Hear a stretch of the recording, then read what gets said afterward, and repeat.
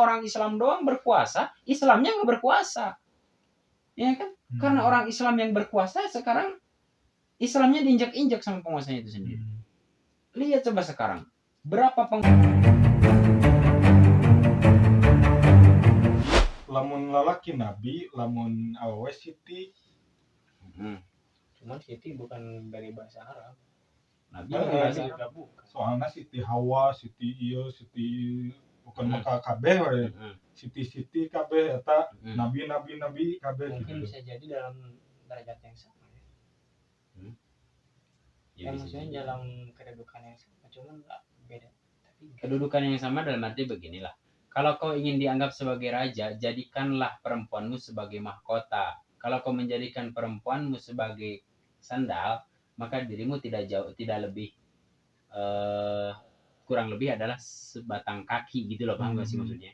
Jadi sebatang kaki tanpa kepala hidup nggak? Tapi kepala tanpa kaki bisa hidup gitu loh maksudnya gitu. Jadi seorang laki-laki yang ingin hidup maka junjung tinggilah perempuan, paham?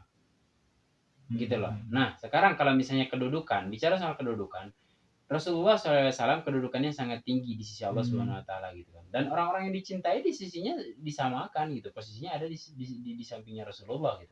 Apakah di sampingnya kursinya lebih pendek kalau seandainya kita mensimulasikan posisi kursi? Kan enggak, sejajar aja tetap gitu loh artinya gitu kan. Jadi di mata Allah itu ya mungkin sejajar aja gitu kan. Pengabdi Rasulullah sekarang gini misalnya, ada seorang perempuan kayak Siti Hawa gitu kan ya. Siti Hawa dengan segenap kebaikannya, dengan segenap contoh-contoh yang baik yang dicontohkan kepada kepada para kaum perempuan gitu kan, maka dia adalah nabi bagi para perempuan gitu lah, juru selamat bagi para perempuan. Maka hendaklah kau menjadi perempuan itu seperti ini gitu, kayak gitu. Cuman sehebat apapun dan seluar biasa apapun perempuan tetap gitu kan, semua itu ada batas pada diri laki-laki. Kenapa begitu? Karena Allah yang sudah menentukan itu gitu loh. Kemudian si perempuan itu juga tanggung jawabnya ada di laki-laki kalau dia menikah. Kalau nggak menikah ya tanggung jawab diri sendiri aja gitu. Walaupun memang seluruhnya secara ini kalau dilihat dari keadilan Tuhan ya seluruhnya bertanggung jawab atas dirinya sendiri. Kenapa begitu? Karena ketika seorang perempuan misalnya dia perempuan yang baik, ketika memiliki suami yang buruk, ada kan istilah gugat cerai dong, ya kan? Masa saya seorang istri mau ngebangkang suami, dosa dong. Gimana? Tapi suami kalau nggak dibangkang seluruh perintahnya salah. Jalan satu-satunya bercerai. Itulah sebabnya Tuhan membuat bab cerai, ya kan?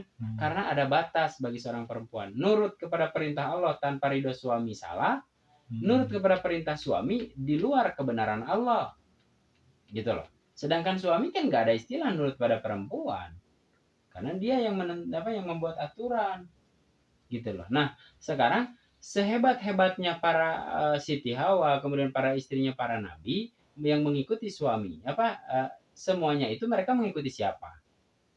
suaminya. Mengikuti suaminya kan, gitu kan. Siti, Soto, semuanya mengikuti tuannya, ya kan. Soto kan nggak bisa ngeracik sendiri kalau nggak ada tuannya kan, gitu. Nah Siti itu kalau nggak salah bahasa Sangsekerta artinya tanah. Hari Nabi, Siti itu tanah. Hari Nabi. Nabi nggak tahu bahasa Sangsekerta apa bukan. Kalau dalam bahasa Sangsekerta, Siti itu tanah gitu maksud gue. Kalau Nabi itu nggak tahu sih, kebenaran Nabi juga. Kayak gitu. Kita berasal dari tanah. Nu digali teh tah Nabi nu antara Nabi jeung Siti tah soalnya apakah memiliki apakah memiliki makna atau pasti dengan lain, bukan memandang derajat. Kalau derajat kan pasti beda derajat laki-laki dan perempuan ya. Nama Siti Nabi dan apakah memilih cari dari soal derajat pemimpin pasti laki-laki lah. Tah antara Siti jeung Nabi, pandangan Nabi teh nu dicaritakeun teh lalaki we hungkul jadi Nabi ke keunggulan, jadi sejarah nama kebaikan dilihat dari laki-laki semuanya. Sejarah diambil teh tapi tina awewena teh di kebanyakan diabaikan. Gini, kalau misalnya kita kalau misalnya kita bisa mendapatkan madu tanpa harus melalui tawonnya, kira-kira akan memilih gini lah, ada tawon, Hmm. ada sarang tawon, ada madu. Yang lu butuhin itu sebenarnya tawonnya atau madunya atau Madu. sarangnya, Madu. madunya, ya kan? Nah, Allah memberikan itu langsung madunya aja. Tetapi jangan lupa, makanya ada aturan, ada ayat, ada cerita, ada segala macam. Jangan lupa bahwa madu itu tuh tidak terlepas dari adanya lebah, tidak terlepas dari adanya sarang lebah itu sendiri, gitu lah maksudnya dulu. Kalau misalnya Allah ngasihnya ke kita lebah, berarti nyuruh melihara lebah dulu. Kalau lu pengen madu, nggak boleh beli, ya kan? Jadi kenapa laki-lakinya yang diangkat gitu lah. Kemudian Allah berikan perempuannya gitu kan. Nah, semua kebaikan yang dilakukan perempuan itu perintah dari si Nabi itu sendiri, ya kan? Jadi kebaikan-kebaikan itu ya sama. Makanya kan Nabi sendiri yang mengajarkan. Enggak, jadi tingkat kedua. Tingkat kedua setelah Nabi Siti gitu lah. Bisa ini keren ini pembahasan ini, jarang banget dibahas ya. Jadi tingkat kedua setelah Nabi itu Siti. Bisa jadi begitu karena gini. Ketika Rasulullah mengajarkan kepada orang lain tentang etika, tentang segala macam, tentunya istrinya juga diajari dong. Dan istrinya benar-benar bisa dibilang ya kalau mau terbebani ya tentu terbebani gitu loh. Kenapa? Karena sering banget kita hari-hari ini juga dengarkan Pak Ustadz ceramahnya gitu, istrinya sendiri kan gitu ya. Kan jadi dia merusak malah kan gitu kan pada istrinya. Nah, padahal sebenarnya si ustadznya bisa jadi udah membenarkan sesuatu kepada istrinya, udah mengajarkan apa segala macam gitu. Atau entah juga takut istri kalau dalam rumah mana gitu. Gitu ya. Nah, jadi apa-apa yang ditunjukkan, yang dicontohkan oleh istri-istri para rasul ini yang salehah-salehah gitu ya. Itu semua kan dari Allah melalui nabinya. Nabi juga melalui malaikatnya gitu kan ya. Jadi yang disampaikan ke kita itu kan gini, Rasulullah itu contoh bagi laki-laki atau perempuan? Keduanya kan. Gitu loh. Apa Rasulullah mencontohkan kepada perempuan cebok? Ala perempuan. Gimana menyontohinnya kan beda. Ya kan? Diajarkan istrinya lah yang memberikan itu. Kayak gitu kan? Apakah Rasulullah cara mengajarkan ya udahlah gitu lah kan? Pasti kan ke istrinya dulu gitu lah. Tahu nggak sih maksudnya? Makanya ke istrinya ada ustazah gitu kan. Ya, mungkin juga kayak dulu mungkin Siti Hawa mungkin bisa dibilang ya dia ustazah lah gitu lah ibaratnya gitu. Apakah Nabi itu sebagai penghargaan dari Allah? Soalnya Siti maupun loba ka orang-orang oge KWW ngaranna Siti, sedangkan Nabi stuck di Rasulullah. Bukan stuck di Rasulullah, maksudnya stuck di Nabi itu stuck pangkat gitu, artinya nggak setiap laki-laki bisa menggenggam nama Nabi gitu lah ya. Ya, jadi ente turun nama Nabi itu ente. Iya, nama Nabi itu kata Nabi itu ya kan dalam orang biasa. Nggak boleh dimasukin ke nama kayak kita gitu lah ya, gitu kan Nabi Abdul. Kalau menurut Abi merenan seperti itu jadi sebagai pangkat penghargaan yang karena kan mulia, itu Nabi itu kan juga sebenarnya messenger juga ya, maksudnya penyampai gitu loh. Penyampai. Soalnya Nabi mah terhubung dengan wali tadi itu sendiri, nggak ada manusia yang bisa mencapai tingkat Nabi lah katakan begitu ya. Tapi kenapa Siti kok kesannya kayak boleh aja siapapun ngasih pakai Siti gitu. Tapi kenapa sih nggak setiap laki-laki boleh pakai nama Nabi gitu ya, misalnya Nabi Beben atau misalnya Nabi Abdul gitu ya. Bahkan saya Abdul kali ini nggak dikasih nama Nabi di depannya, tapi kalau nama Muhammadnya kan boleh gitu, nama Yusufnya boleh, nama segala macam gitu kan. Tapi kategori nabinya nggak boleh gitu. Sedangkan kategori Siti kenapa berlaku dan itu tidak masalah? Ya karena mungkin itu kan memang batasan dari Allah. Menurut Abi itu penghargaan spesial. Ya, penghargaan dari dia, dan lagi pula kan Nabi itu nggak dituntut tinggi. Kalau kita mau, tapi gue sendiri sih masih agak ragu ya sama pendapat yang ini, yang satu ini. Nabi juga sebenarnya ditunjuk oleh Allah itu bukan karena dia perbuatannya baik dari lahir sebenarnya, tapi memang dia dilahirkan memang udah niat Allah untuk jadi seperti itu, gitu loh. Nah, kalau misalnya kita mau tarik kesimpulan dari itu semua, jangan-jangan kita juga sudah ada kehendaknya Allah loh. Dan malah gue 100% yakin, gue di lahir ini pasti ada kehendak Allah, gue pengen jadi apa. Gitu ya, nggak paham nggak sih? Pasti kan. Berarti Nabi juga dilahirkan, gue ingin lu gue utus ke dunia ini, lu jadi Nabi lu. Inginnya gue begitu. Ikutin seluruh petunjukku ya. sampean tuh itu semua umat tuh ya, gitu kan. Nah, kan nerima wahyu kan begitu kan Rasulullah tuh, bayangin loh, Adul misalnya kan, kata Allah, Dul, kau itu nabi dan rasul, orang semua sekarang di dunia ini harus bersahadat dengan nama lu, Dul. Asyhadu la ilaha illallah wa asyhadu Adul misalnya, Rasulullah misalkan nih ya, lu yakin nggak kalau itu dari Allah? Seandainya ada tuh bisikan itu, seandainya ada sosok yang datang ke lo untuk mengatakan bahwa ini perintah dari Allah, kau harus gini, selamatkan seluruh manusia dengan bersahadat kembali, asyhadu alla ilaha wa asyhadu anna adul rasulullah, lo gimana perasaan lo? Bayangin perasaan lo gimana? Berat nggak? Berat. Bimbang nggak? Bimbang. Ragu nggak? Ragu. Betapa beratnya Rasulullah berjuang untuk meyakinkan manusia. Betapa berat dan bimbangnya, betapa ketakutannya Rasulullah untuk meyakinkan manusia di seluruh dunia. Berat dong jadi nabi. Ya kan? Baru ngebayanginnya udah ngeri gue. Ya kan? Gimana nggak dispesialin derajatnya di sisi Allah?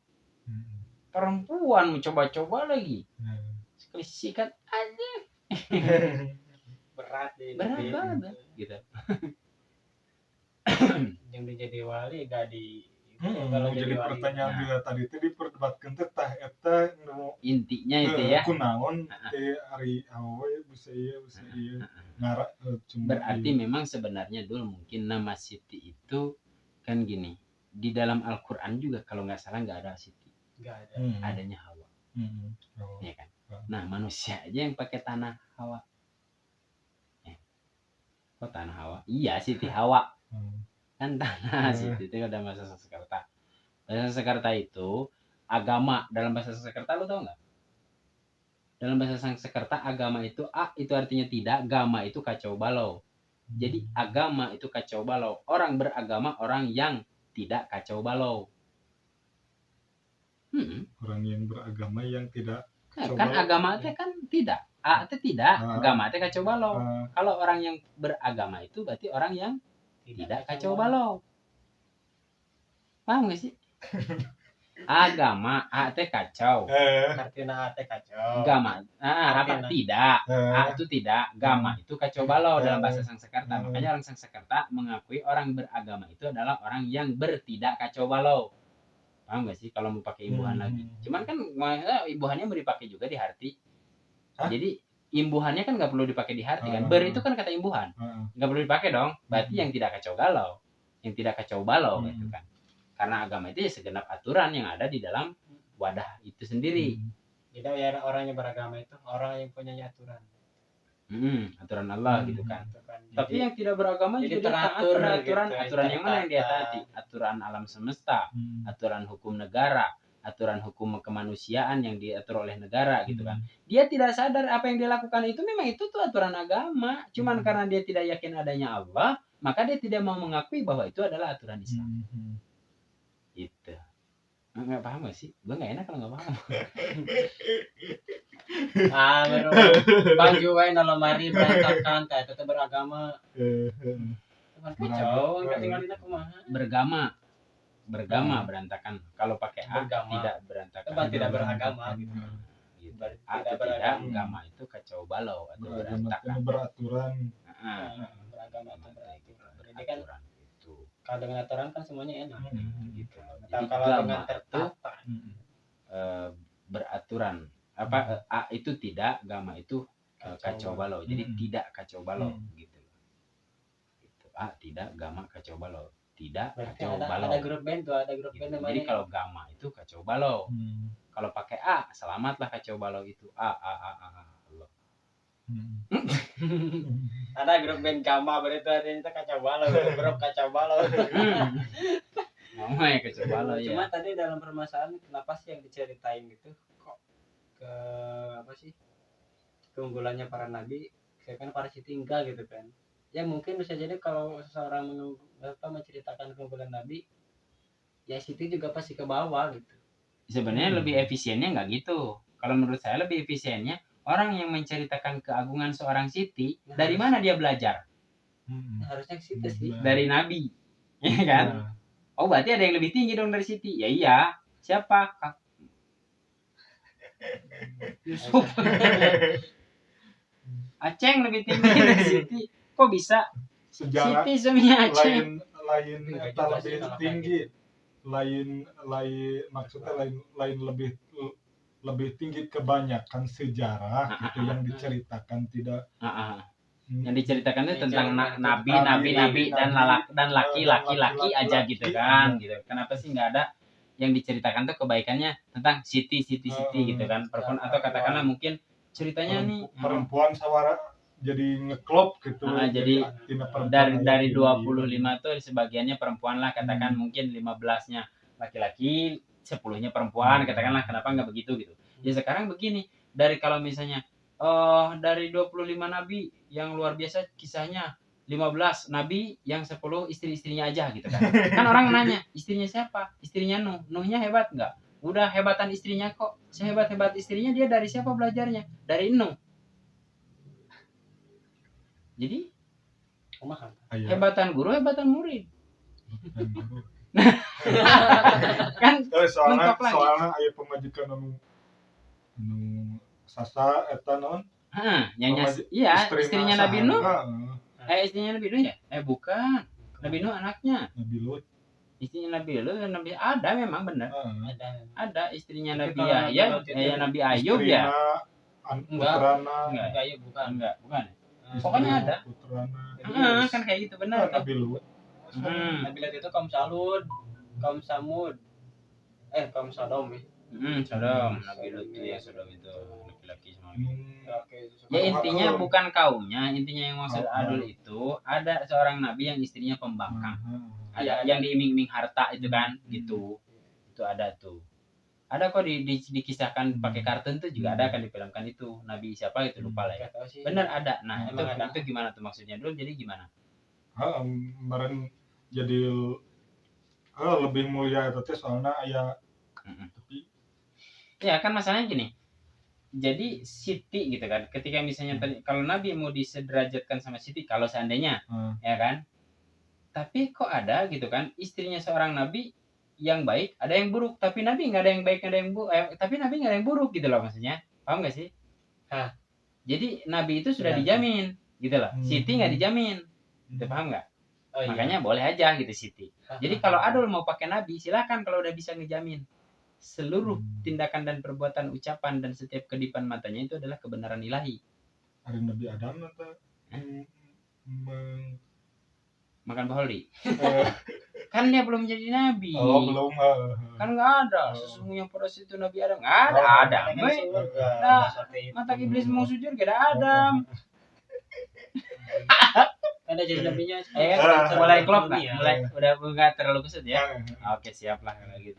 Jadi rek lalaki rek awe nyontokeun anak kabeh tidinya. Iya, di nabi kene gitu kan.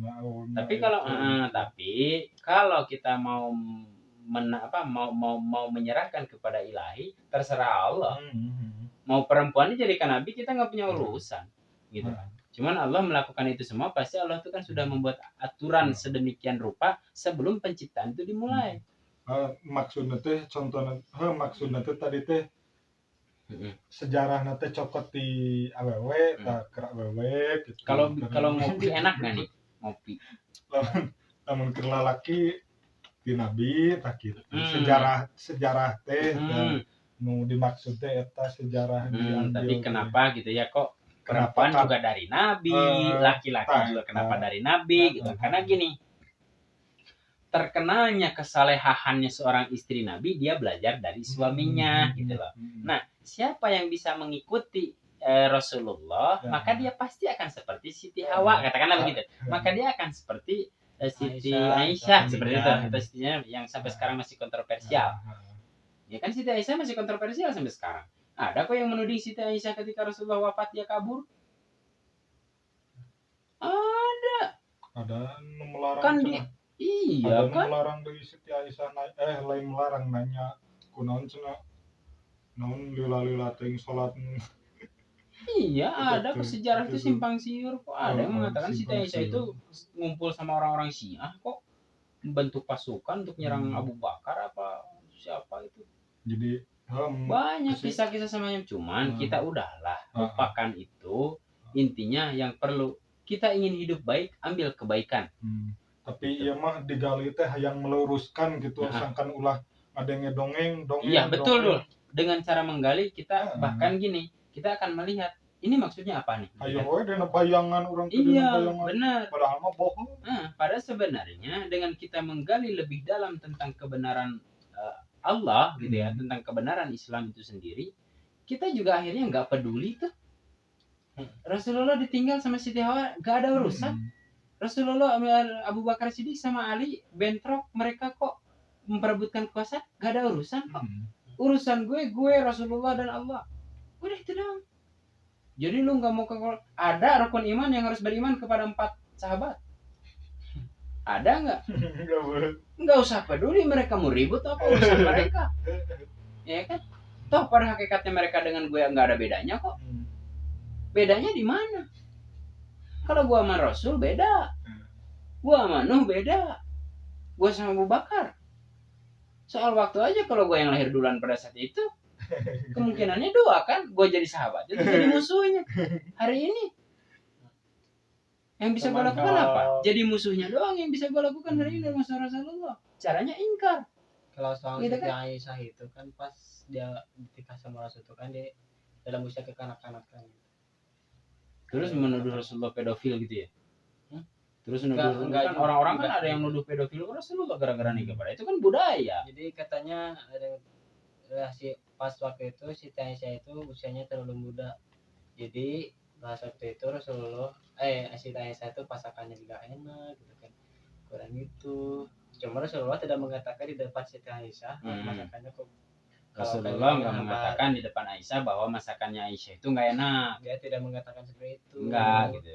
Nah, terus tadi komitmen moralnya kita sebagai suami, jika kita mencari istri dalam pasangannya itu hambar atau keasinan, ya udah kalau depan mereka kita enak-enakin nikmatin aja. Dia juga bakal ngerasain gitu. Nah, kayak gitu. Gimana enak Kak? Enak banget padahal keasinan. Jadi kita jangan bilang ke istri kita kalau pembelajarannya begitu. Jadi itu kalau dekat komitmen keluarga ke depan kita. Intinya jadi, gini, menikahi Siti Aisyah dalam tadi teh maksudnya dalam usia yang begitu muda. Kemudian jadi belum terlalu memahami bagaimana menjadi seorang istri. Usianya berapa tahun pada saat itu? Entah berapa tahun. 13 atau 14? Lupa sih kalau itu. Cuman dalam waktu itu Siti Aisyah belum begitu memahami bagaimana jadi seorang istri. Itu cerita itu tuh untuk menyangkal cerita yang mana? Ya kan pasti kan cerita itu kan dikeluarin untuk menyangkal. Jadi kalau Siti Aisyah itu misalnya dia nggak sabar nunggu Rasulullah salatnya lama, wajar karena masih kekanak-kanakan.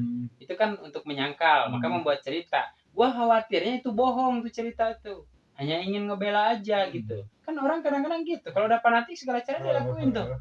Sebenarnya begini, Rasulullah menikahi Siti Aisyah di usia seperti itu, lu mau setuju Rasulullah dibilang pedofil? Yang suka terhadap manusia di bawah umur? Ya enggak setuju kan? Itu memang zamannya begitu. Gitu loh. Kalau bapak kita Ben dulu nikah hari ini udah di penjara. Abah usianya 16 tahun. Umi 17 tahun. Iya. Kan? Itu memang di zaman itu enggak masalah. Ibu. Iya kan? Enggak masalah zaman Rasulullah itu. Nah, jika dina pikir sana aya nu kitu jadi boleh umur di bawah umur oke boleh nikah. Zaman dulu mah gitu. Iya, kan makanya Rasulullah mengeluarkan hadis, pakailah aturan sesuai keadaan zamanmu. Kurang bijaksana apa? Malah pakai zamannya Rasulullah. Udah nggak naik kontak. Dari itu kita bisa menarik komitmen moral. Kenapa kita harus belajar kurang gitu? Karena dia kan dalam usia terlalu muda, jadi belum memahami bagaimana dia menjadi seorang istri. Kan ada kisah-kisahnya tuh Rasulullah tuh paling suka masakannya siapa. Rasulullah menunjukkan sikapnya bagaimana kepada seorang istri yang gitu. Itu aja pelajaran. Cuman ada sejarah-sejarah yang mengatakan Sayyidina Ali dengan Abu Bakar bentrok. Nggak ada urusan. Bodoh amat. Iyalah. Siti Aisyah kabur terus kemudian dia menarik pasukan Syiah terus kemudian bertempur melawan pasukan Abu Bakar. Gak ada urusan. urusan gue adalah tentang diri gue hari ini, sudah benarkah menjadi pengikut Rasulullah SAW. Gitu aja kalau gue. Ya kan? Abu Bakar ribut sama Sayyidina Ali, bodoh amat. Ya kan? Emang ada dalam rukun imannya kita wajib? Malah Imran masuk dalam Al-Quran. Surat Al-Imran, keluarga Imran. Ada keluarga Ali dalam Al-Quran. Surat Ali ada nggak dalam Al-Quran? Surat Abu Bakar, surat Utsman, surat Umar, surat Imran ada, keluarga Imran. Ya kan? Karena kan Ali Imran pas saat itu kan, dan kita wajib beriman kepada keluarga Imran. Gak dekat gitu. Kan wajib beriman kepada Al-Quran. Wajib beriman kepada Ali. Ada nggak ayat Ali di dalam Al-Quran? Kalau ada, wajib. Wajib beriman kepada Umar. Ada di dalam Al-Quran? Ada, wajib. Ada dalam hadis? Ada. Wajib kepada Rasulullah kita beriman, wajib. Kalau benar itu hadis sahih bahwa Umar dan Utsman dan Ali dan Abu Bakar disebutkan oleh Rasulullah, berarti kita juga wajib beriman kepada mereka.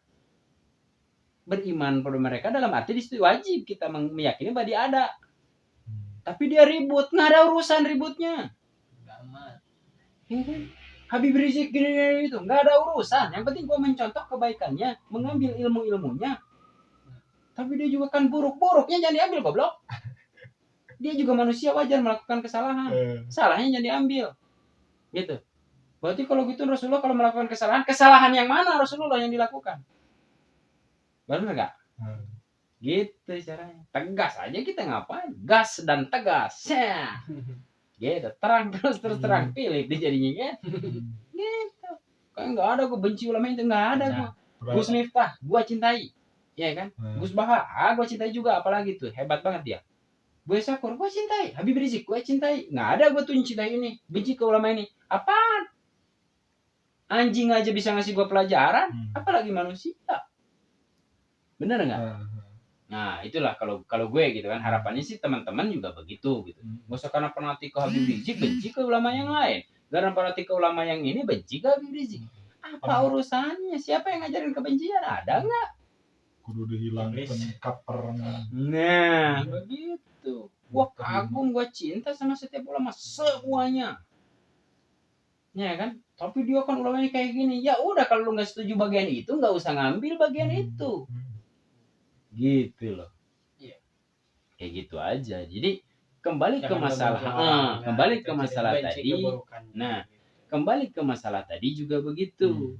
Kita tuh sekarang kalau mau benar-benar sering baca buku, kalau mau benar-benar dengerin sejarah, simpang siur dulu.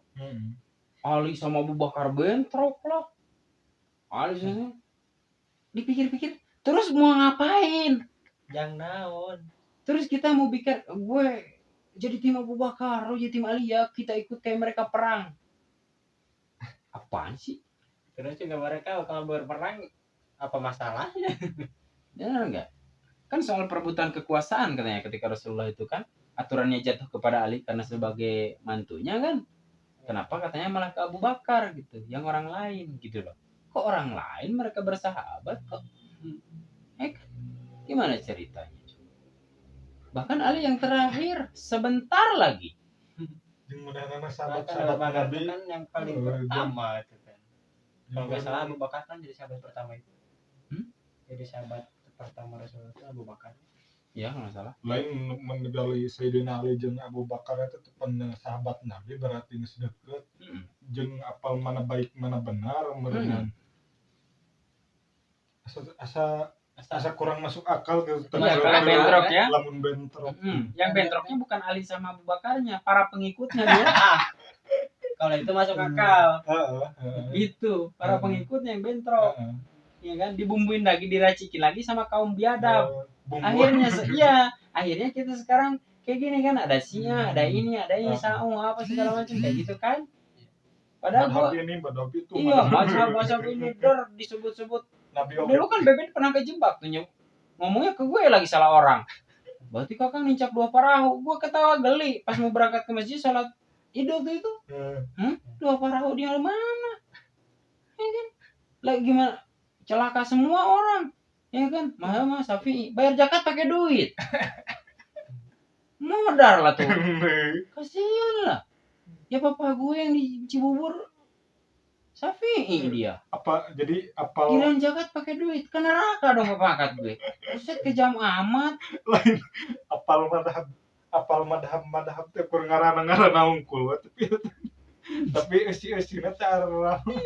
Padahal Syafi'i Hambali Hanafi enggak saling benturan.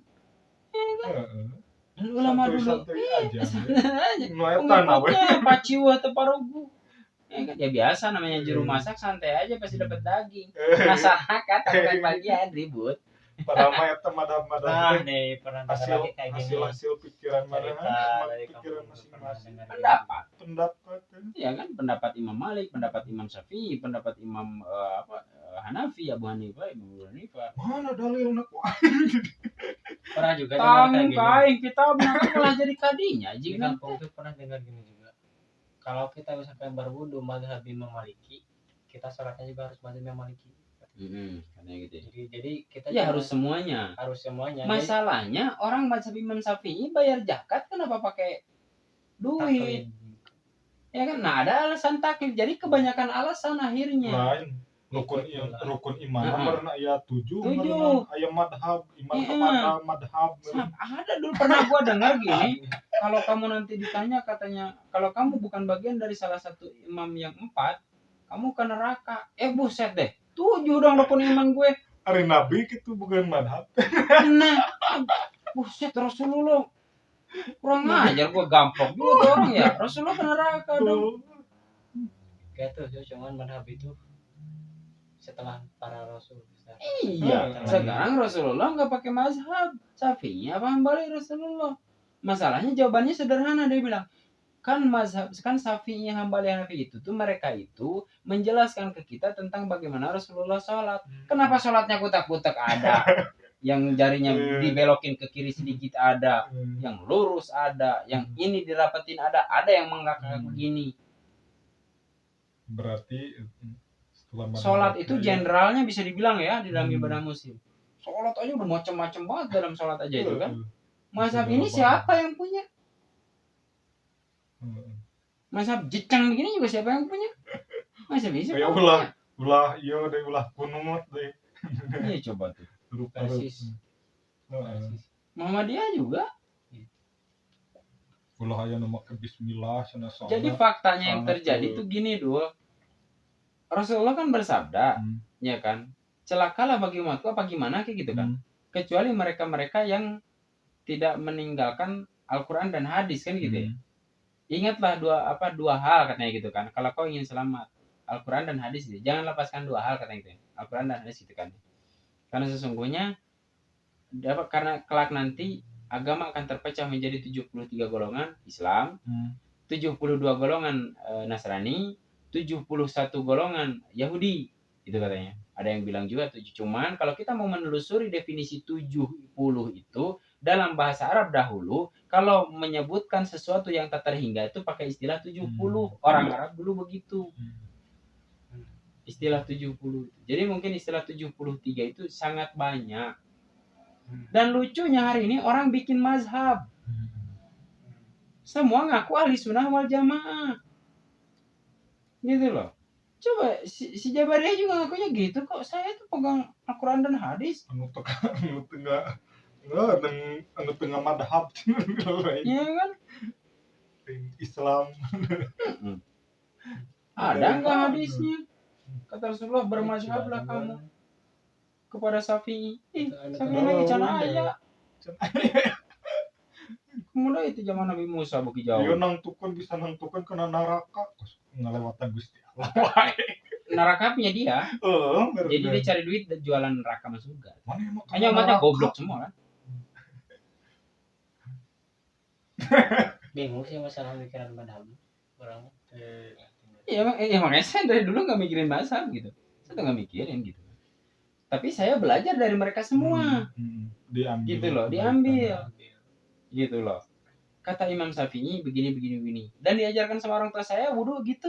Ya udah saya enaknya begitu. Perasaan saya juga yakin kalau udah melakukan itu yang diajarkan bapak saya dulu nyaman, saya bisa melaksanakan sholat dengan nyaman. Ya udah. Yang penting Heeh. kenyamanan. Iya kan, sekarang kata Persis bilang gini, Persis lagi. Kata satu ajaran bilang gini, kalau kamu kentut dalam masjid, pegang aja dinding, set, kamu punya wudhu lagi. Iya kan? Masalahnya gue pengen sih, kan sederhana tuh. Tapi hati gue nolak. Siapa yang menentukan hati gue? Lu nggak bisa, ulama lu yang nyerocos gitu juga nggak bisa ngeyakinin hati gue. Kalau gue kentut cukup pegang dinding jadi punya wudhu. Persoalannya hati gue nya nggak tenang, kekeh gitu. Hati gue tuh tetap kalau gue kentut ya harus ke air berwudhu. Gimana cara wudhu? Seperti yang diajarkan orang tua gue aja kayak gitu, dan gue nyaman menghadap ilahi. Udah kok, persoalannya itu aja. Tapi kamu nyaman di dalam kesesatan, terserah elu. Gua tuh hidup cuman berserah diri kepada ilahi. Gua ngelakuin apa-apa yang gua tahu. Kalau gua nggak tahu bahwa itu salah, di mana dosanya coba? Menginjak Al-Quran itu salah, dosa besar. Tapi gue nggak tahu, keinjak. Ya kan? Kalau nggak pas gua mau ngambil sesuatu pakai ganjalan buku-buku aja, taunya buku-buku itu tuh Al-Quran. Kan gue nggak tahu. Salah nggak gue? Enggak. Kalau nggak tahu. Jadi sebenarnya banyak persoalan sederhana untuk menyelesaikan hal yang rumit. Dan banyak hal yang rumit untuk bisa disederhanakan. Masalahnya kita sama-sama ego yang terjadi di lapangan. Sok sekarang gini, bongkar semua faktanya. Jujur aja deh sama diri sendiri ya. Penting tuh, jujur sama diri sendiri yang terpenting. Mengisi maulid Nabi itu hendaklah secara hikmah dan menyampaikan, meriwayatkan kebaikan-kebaikan yang dicontohkan Rasulullah. Tapi yang terjadi sekarang apa? Menjelekan pihak lain kok. Ya kan? Ketika ada orang yang nggak mau ikut maulid, habis dijelek-jelekin di atas panggung. Memang benar kok dia mengatakan Rasulullah nggak mengadakan itu. Salah dia di mana? Ya kan? Yang salah lu yang ngejelekin dia. Ya terserah dia mau ikut mau enggak. Mana kita tahu dia berzikir 24 jam tuh kan menyebut nama Rasulullah SAW. Menyebut nama Allah dengan Rasul, ya kan? Lu di atas panggung ngejelekin orang yang nggak ikut. Siapa yang bangsat di sini? Jeng di atas panggung ayo batur lumpang ka ditu radio cicing tong eta menyinggung perasaan orang, menyakiti perasaan orang teh ulah. Jeung hareupeun batur. Engkau mengajarkan untuk kebaikan. Iya, mengajarkan kebaikan, mengajarkan pengendalian diri, pengendalian nafsu, emosi, arogansi kan. Ketika berdakwah ada orang gaduh marah, biarin aja kok. Kewajibanmu menyampaikan, didengar tidaknya bukan urusan. Ya tapi kan yang lain terganggu. Dia kalau merasa terganggu berarti nggak khusyuk tuh. Tidak menyadari ucapan dengan itu. Iya. Engkau mana untuk ceramah menyampaikan kebaikan, tapi ditinggalkan di tingkah laku. Nah kan, kayak kita saksiin deh. Dan bahkan hari ini orang lebih suka pada penceramah bukan ilmunya, tapi lucunya. Makanya pulangnya jadi badut semua tuh. Kuno teu merhatikan mah ningalikeun lucuna hungkul manehna nyarekan jamaah nuker kitu aya ka lempang kitu ngaliwat dicarekan menurut nu lain mah meureun kumanya rek negur kumaha meureun rek eta kumaha sedangkeun manehna teu sadar. Manehna teu sadar keur nyampaikeun kebaikan tapi melakukan keburukan. Iya, nggak akan sadar gitu. Karena dia merasa dirinya sedang dalam kebenaran. Gitu kan. Kebenaran yang mana? Allah kalau udah menentukan kau salah, sekalipun kau di tengah masjid sekalipun modar lo di situ. Gitu kan. Yang kesinggung gitu urusan. Ya, terserah mau kesinggung berarti lu punya soal. Kalau lu nggak ada soal nggak akan tersinggung. Perbaiki diri bukan ngamuk, goblok. Jengkel kan? Orang hati-hati. Iya, hasil hati-hati apa? Selamat kagak, kacau iya, jorok iya, sekarang bodoh juga iya. Mana hati-hatinya? Ya kan? Sejarah ini ya terus diungkap, taunya dongeng. Fakta sejarah yang sebenarnya ditutupin. Siapa yang melakukan itu? Orang yang benci terhadap Islam, jangan salah. Kenapa? Kalau Islam maju ngeri kok. Ngerinya tuh bukan ngeri karena memang mengerikan, enggak. Ngerinya karena mereka nggak bisa berkuasa. ya kan? Dan kalau Islam berkuasa terlalu enak. Kan bisa dibayangin ketika dulu Muhammad Al-Fatih ketika Konstantinopel dikuasai. Orang-orang yang ditahan diperlakukannya sama kok kayak rakyat yang lain. Dikasih makannya sama, apa yang sama. Nggak ada yang dibedain. Ya kan? Jadi hawa nafsu nggak bisa bermain dengan enak tuh di atas kekuasaan. Itu persoalannya. Ketika Islam itu benar-benar berkuasa. Ini orang Islam doang berkuasa, Islamnya nggak berkuasa. Ya kan? Karena orang Islam yang berkuasa sekarang Islamnya diinjak-injak sama penguasanya itu sendiri. Lihat coba sekarang. Berapa penguasa di dunia ini yang beragama Islam. Tapi Islamnya nggak dipakai. Gimana coba? Nuduh orang merusak Islam. Dia sendiri yang diperusak Islam. Tapi memang awalnya karena ada seseorang ini pasti yang masuk. Entah bangsat ini siapa, gue juga nggak tahu. Ya, coba lihat. Dulu gitu kan. Gue sering bilang kok di channel gue. Dulu generasi Islam tuh begitu hebat. Sayyidina Ali terkenal syairnya kok. Umar bin Khattab terkenal kok dia dengan jiwa kepemimpinannya loh. Sedikit bicara orang sampai gemetar dengan dia bicara walaupun cuma sedikit. Paten gitulah.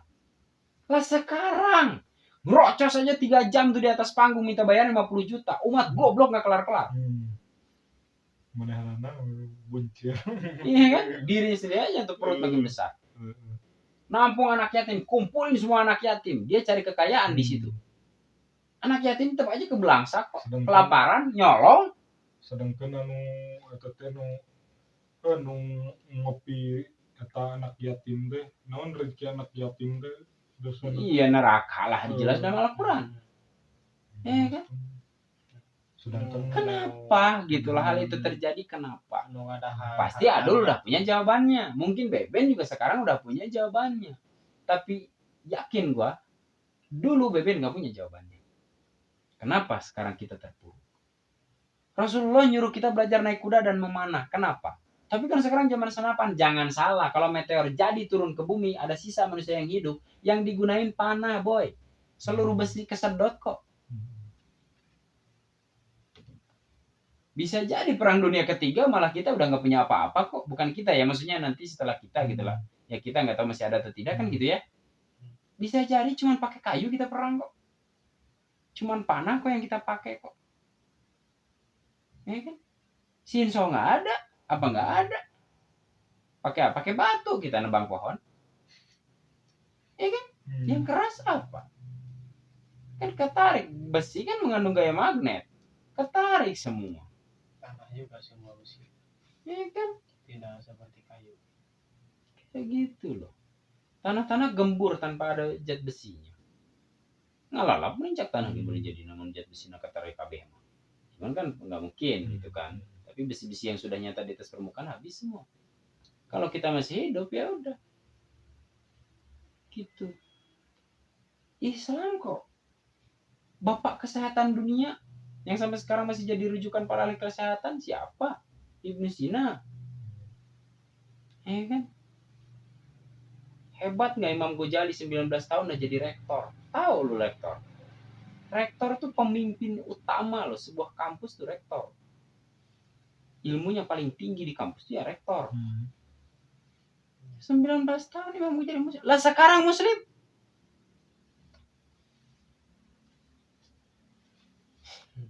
Malah ngomongnya tong jero teuing mikir besi.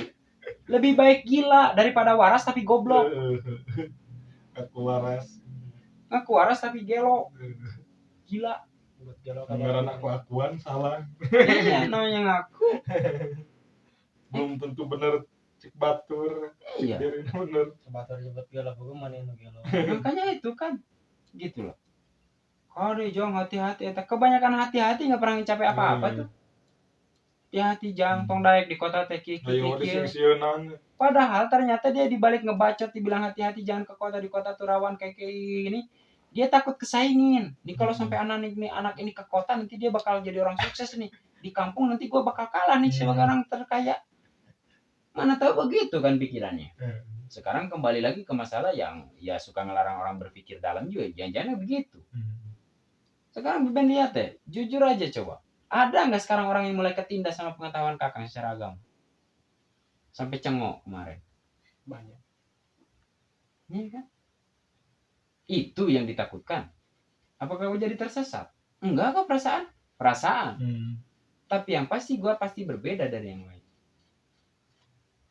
Ya kan? Dan yang pasti setiap kali gue ngomong sama orang-orang yang hatinya sudah benar-benar terbuka lebar, yang sudah benar-benar lapang,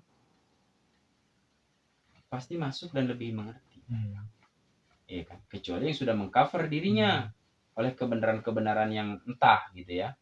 Gitu kan. Entah karena gue nggak paham dengan kebenaran yang mereka maksud kayak gitu. Soalnya logikanya nggak ditutup ku singsieunan ku Iya, kujuri sedijung-jurigan. Sedijung-jurigan pikirannya. Jadi takut seperti itu gitu kan.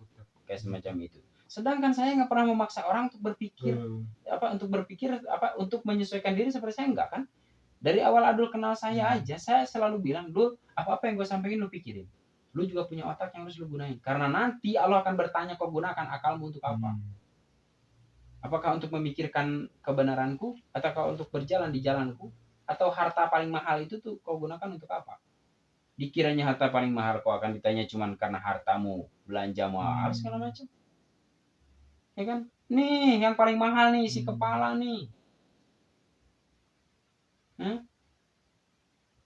Gaji tukang nyangkul sama orang yang duduk di kantor, pegang komputer, ngatur strategi bisnis, gajinya gedean mana gue tanya? Gedean kantor. Ya kan? Padahal yang nyangkul itu tuh yang bikin padi tumbuh, yang ngejadok di kantor juga sama, dia membutuhkan padi untuk dia pasarkan di pasaran global. Gaji tukang nyangkul nggak bisa tuh disamain sama dia. Padahal tanpa ada tukang nyangkul, padi juga nggak akan ada. Tapi tetap gajinya lebih gede yang pakai otak.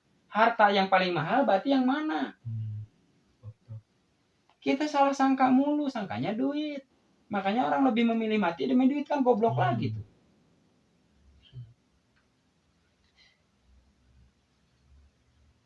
Ya kerasa ya, ini baru ngaji boy. Ya kan? Ada rak-rak video kali itu kadio. Tak baru ujung. Gitu. Tadi pembahasan sampai mana? Saya tanya ke Oke, pertanyaan baru. Tapi ya tentang sodakoh kan ya. Siap. Iya mas sodakoh teh orang sodakoh ke orang lain. Tapi tidak lebih kencang lagi coba. Tapi enteng ngaku menang orang eta Gusti Allah. Aya nu ngaetakeun salila eta sodakoh nu kurang dibikeun ka orang lain selama diingat sodakoh eta can diterima ku Gusti Allah. Nah benar. Soalnya ikhlas apa enggak gitu terus diterima oleh Gusti Allah atau tidak gitu. Ya kan soal keikhlasan. Belum diterima salila kurang ingat orang ingat. Jadi gini, pertanyaannya Adul teman-teman, jadi kalau kita bersedekah kepada orang gitu kan, kita mengakui bahwa sedekah itu tuh memang kita ikhlas gitu ya gitu kan. Kita juga sadar bahwa itu titipan dari Allah gitu kan, untuk disampaikan kepada orang itu gitu kan. Selama kita mengingat bahwa itu adalah sedekah itu sedekah itu kita ingat terus gitu kan. Maka itu katanya selama ingat terhadap sedekah itu belum diterima oleh Allah gitu kan. Nah benar. Gitu. Selama orang itu bersedekah kemudian dia ingat kepada sedekahnya, Allah nggak mau nerima sampai akhirnya orang itu nanti nggak ikhlas dan benar-benar gugur. Iya, serius Dul. Ngeri kan? Ngeri mah. Mengharapkan gugur. Mengharapkan gugur. Fatal. Lah gimana emang kenyataannya gitu? Ya kan? Gini loh Dul maksudnya. Kenapa gue bilang gagal, batal, gak jadi sedekah? Gini, seharusnya ketika kita bersedekah kepada orang, gitu kan, itu kita nggak boleh ingat. Kalau kita bersedekah, caranya jangan pernah merasa udah bersedekah. Caranya gimana? Katakan pada diri, ini bukan sedekahku, melainkan rizkimu yang Allah titipkan melalui tanganku. Satu-satunya kebahagiaanku adalah aku menjadi orang yang dipercaya oleh Allah untuk menjadi perantara dari rizkimu. Katakan itu pada diri. Jadi sampai kapanpun kita nggak akan ngerasa udah bersedekah. Itu yang lo mau. Masalahnya kalau kita ingat terus sama sedekah kita, berarti kita ngakuin itu kita telah bersedekah. Kapan lo sedekah? Allah cuma nitipin ini untuk seseorang melalui tangan kita. Tapi kan menang gawe aing, ya kan? Emang lu tangtu setiap minggu lu dapat gaji segitu, setiap bulan dapat gaji segitu? Nah, itu kan tadi deh. Iya, tetap aja ke situ lagi. Tidak ada satu apapun di dunia ini pembahasannya soal apa ya? Soal kebaikan itu tidak kepada Allah. Semuanya kembali kok kepada Allah dulu. Tetap jadinya. Nah, contoh, tapi lu gaji bulanan mah tetap, bukan? Orang gaji bulan tetap kata siapa? Ada tak orang yang gaji bulanan juga sakit nggak masuk, bahan bocor telat, akhirnya nggak jadi masuk, berkurang dia pendapatannya. Sekalinya full, ada orang yang perlu ditolong. Ya Allah, sekalinya gua full bayaran bulan ini, ada orang butuh bantuan, ya kan? Nggak apa-apa lah, itu sedekah. Loh, kok itu sedekah? Jangan-jangan selama 1 bulan ini kamu dilancarkan perurus persoalannya oleh Allah, karena Allah memang hendak menitipkan rezeki seseorang. Gitu, baru itu berarti dia eling, sadar. Kalau yang gak kayak gitu, makanya kata Rasulullah sangat sedikit dari umatku yang masuk surga. Wajar, lihat aja sekarang. Umat Islam udah kayak buih di lautan nyata kok. Hari Jumat masjid penuh terus, ya kan? Tapi ya lihat sendiri lah. Allah, fokusnya hilang mulu. Pengakuan kan yang ngaku tapi tidak mau mengakui. Gitu. Kan kayak gitu yang terjadi sekarang. Tapi kadang lagi syuting kan, ngapa sih malah nyuguhin pantat? Tapi kadang iya. Orang ya syuting kemana nih kan? Tapi kadang orang tak apa lah titiripan ti Gusti Allah. Kadang geus poho urang teh geus kemana. Papanggih deui jeung eta urang meureun urang ingat lagi. Karena kita ngerasa kita udah berbuat baik. Ya kan? Padahal kita nggak boleh. Iya. Orang lain orang berbuat baik. Bukan. Soalnya memberikan kasih sayang dan perasaan teh. Iya, gitu. Segala rupa saat kita mau memberikan sesuatu pada orang, dicabut detik itu kasih sayang kita. Ditonjok orang, duit dikantongin. Katanya kayak gitulah gitu ya. Jadi itulah makanya saya dulu pernah mengatakan, serahkan semuanya ini miliknya. Serahkan Pak penglihatanmu kepada Ilahi, maka penglihatanmu akan diganti oleh penglihatan Ilahi. Serahkan ucapanmu kepada Ilahi, maka ucapanmu akan digantikan oleh ucapan Ilahi. Serahkan langkahmu kepada Allah, maka Allah akan menggantikan langkahmu dengan langkah Ilahi. Serahkan pendengaranmu kepada Allah, maka Allah ganti pendengaran dengan pendengaran Ilahi. Serahin semuanya. Hari menurut tapi dengan pandangan lain gitu. Iya. Kok nah teu naon can diterima Gusti Allah sedangkan kurang dibikin tinggal diopi ku batur gitu. Iya kan, udah jadi manfaat gitu ya kan. Jadi manfaat yang karasakan nikmatnya. Membuka rasakan Gusti Allah gitu. Padahal ya, kembali ke diri kita. Terus kemudian yang dimaksud diterima kepada Allah ini juga ranah bahasanya di tingkat mana nih Dol? Kalau kita mau ngeranah bahasanya di tingkat itu tuh, ya kan? Sebenarnya selesai. Kan udah masuknya kepada kepada apa yang dulu pernah lu bilang tuh ketika mentok tuh apa? Lu bilang pada saat pikiran itu mentok, maka itulah yang disebut apa? Nah, kan? Mau ngebahas apa lu sampai situ? Ya kan?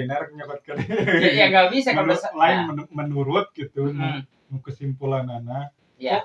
Kok belum diterima Gusti Allah? Gitu. Padahal kalau kita mau lihat dari segi posisi yang itu, semuanya udah diterima. Makanya gini, kadang-kadang orang yang dibahas soal persoalan A, luang lingkup A, tahapnya tahap A, tingkatnya tingkat A, tapi dia menerangkan sesuatu yang posisinya harusnya di tingkat Z. Ini yang nggak sampai. Kayak contoh misalnya gini, kita niat berbuat baik sudah dicatat oleh Allah pahalanya. Sampai kita berbuat baik jadi 2 kali itu kita dapat pahalanya. Kan gitu. Akhirnya masyarakat termotivasi mendapatkan pahala tuh atas perbuatannya itu. Padahal posisi masyarakat itu dia belum mengerti untuk persoalan semacam itu. Padahal pembahasan itu tuh sebenarnya bukan kulit. Bisa dibilang kulit, tetapi meskipun itu kulit, tapi posisinya di sini ngebahas itu tuh bukan di sini gitu loh. Paham nggak? Bukan bukan di tangga pertama. Pembahasan ini harus udah di tangga 4 karena ini pembahasan tangga 4 gitu loh. Ketika niat berbuat baik sudah dicatat pahalanya oleh Allah. Ketika kita melakukan, makanya berarti ya memang segala sesuatu ada catatannya gitu loh. Segala sesuatu bakal berakibat gitu loh. Jadi kenapa harus nuntut diterima tidaknya? Ya kan? Apa yang tidak berakibat? Kan kita beriman kepada qada dan qadar. Berarti tingkatnya itu sudah di sini. Kalau main di tingkat ini yang dibahas ini gak nyambung. Itulah sebabnya sekarang masyarakat pada sakit. Gimana nggak dibilang sakit? Kaya mampu udah ngerasa berkorban, nggak mau berkorban lagi tuh. Apa nggak sakit orang seperti itu? Nah saya ini Mbak, ada cerita di pas. Jadi kedua memposisikan iya. di mana. Nah, ketika kita sedang ngebahas ini, ya di sini ruang lingkupnya. Ketika kita ngebahas posisi ini, ya semuanya kekurung lah, gitu loh. Siapapun yang jabatannya paling tinggi, ya yang bawah kekurung semua kan kayak gitu. Nah, kalau yang di bawah sini dipaksa menguasai, nggak bisa orang bawah menguasai seluruh, namanya di bawah. Ada gitu rakyat menguasai seluruh negara. Satu orang yang jadi rakyat. Ya kan? Nggak ada. Satu orang yang jadi presiden menguasai seluruh negara. Gitu loh. Ini ada cerita. Jadi diseruakan tuh bisa klop gitu. Iya sih. Memang harus begitu. Jadi pertanyaan Adul ini mewakili puluhan orang di luar sana, mungkin ratusan, mungkin jutaan, ya sebenarnya diwakili oleh pertanyaanmu dulu sebenarnya gitu. Jadi kita di sini tuh mewakili mereka gitu loh. Kan sebenarnya sederhananya gini, banyak di luar sana kawan-kawan kita tuh yang ingin menanyakan sesuatu tapi tidak ngerti bagaimana cara mempertanyakannya. Ternyata baru kau sadar, nanya aja susah, apalagi ngejawab. Iya kan? Ngobrol gampang. Lah bicara nggak sekedar ngobrol lah. Si goblok kan ngomongnya lain cerita tuh. Ngomong membabari. Goblok aing malah ngomong di situ. Perbicaraan di barangan kupikiran mana udah hese. Bere mik pas suka bacot gitu teh. Jungkal lah ya. Coba sih goblok kita hari bener membabari ngomong. Sok ngomong. Boro-boro eta hareupeun kamera. Oh, cenah ngomong we cenah aing masal. Sana kadang ngartikeun kana ngomong asal.